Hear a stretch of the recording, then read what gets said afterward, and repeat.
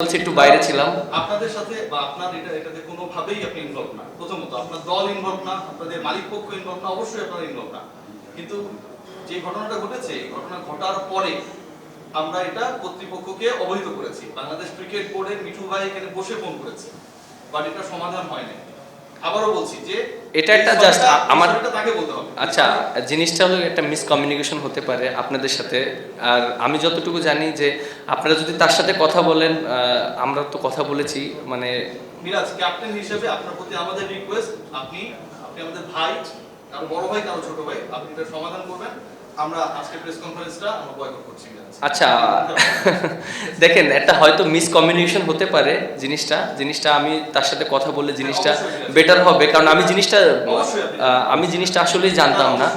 এটা আমরা জিনিসটা আসলেই জানতাম না, এরকম খেলার আগে এরকম জিনিসটা একটা ঘটেছে।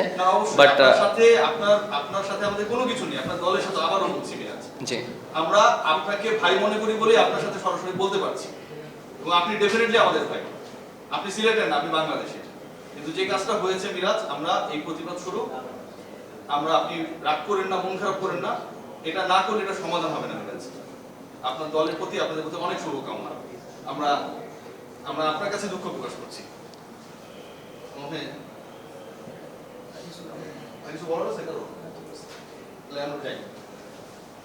তুমি তোমার স্টেটমেন্টটা দাও, তোমার অফিসিয়াল স্টেটমেন্টটা দাও। অফিশিয়াল বলো যে ম্যাচ শুরু আগে যাচ্ছে, আমার সাথে সময় ছিল, এটা নিয়ে তুমি তোমার স্টেটমেন্ট দাও। বেসিক্যালি জিনিসটা হলো যে ম্যাচ যেহেতু স্টার্ট হয়েছিল, তার আগে এই জিনিসটা ঘটেছে। মানে আমি সম্পূর্ণটাই অবগত ছিলাম না। আর যেহেতু খেলা শেষ হয়েছে, যেহেতু তিনি আমাদের একজন উপদেষ্টার সম্মানীয় মানুষ, এবং অবশ্যই আমি চেষ্টা করব তার সাথে কথা বলার জন্য। বিষয়টা যেন মানে মানে জিনিসটা আমার কাছে মনে হয়েছে একটা মিসকমিউনিকেশন হয়েছে। যতটুকু দ্রুত সম্ভব আমি তার সাথে কথা বলবো ইনশাল্লাহ এটা বিষয়টা নিয়ে।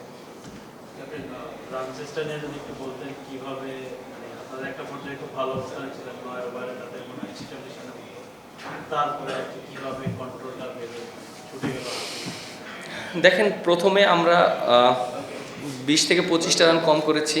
আর ডেথ ওভারে আমরা যদি রান করতে পারতাম তাহলে আমাদের জন্য ইজি হতো। তারপর আমরা খেলাটা ধরে ফেলেছিলাম। যদি একটা ওভার এক্সপেন্সিভ না রান দিতাম তাহলে জিনিসটা আমাদের জন্য আরও ইজি হয়ে যেত। 15 ওভার পর্যন্ত আমরা ম্যাচে ছিলাম। লাস্ট 5 ওভারে 50 রান ছিল, বাট আমার একটা ওভারে মার খেয়ে গিয়েছি। ওখানে ম্যাচটা আমাদের হাত থেকে সরে গিয়েছে।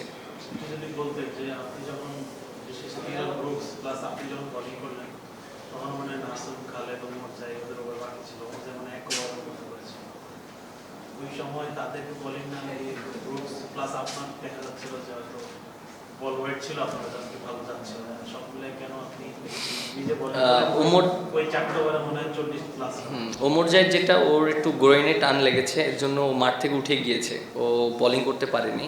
আর যেহেতু ওদের একটা লেফট হ্যান্ডি ব্যাটসম্যান ছিল খুশদিল, আমরা ট্রাই করছিলাম ওকে যদি আউট করতে পারি, সেজন্য আমার ওই ওভারটা আসা।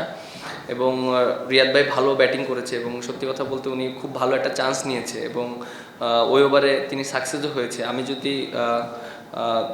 যদি আরটু বেটার বল করতে পারতাম তাহলে ভালো হতো, বাট তারপর রিয়াদ ভাইকে ক্রেডিট দিতে হবে, কারণ উনি ওই ওভারটা যেভাবে চান্স নিয়েছে এবং সেটা সে সাকসেসও হয়েছে।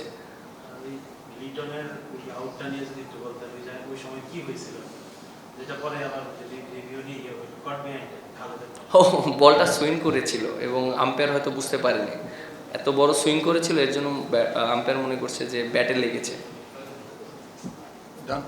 Thank you.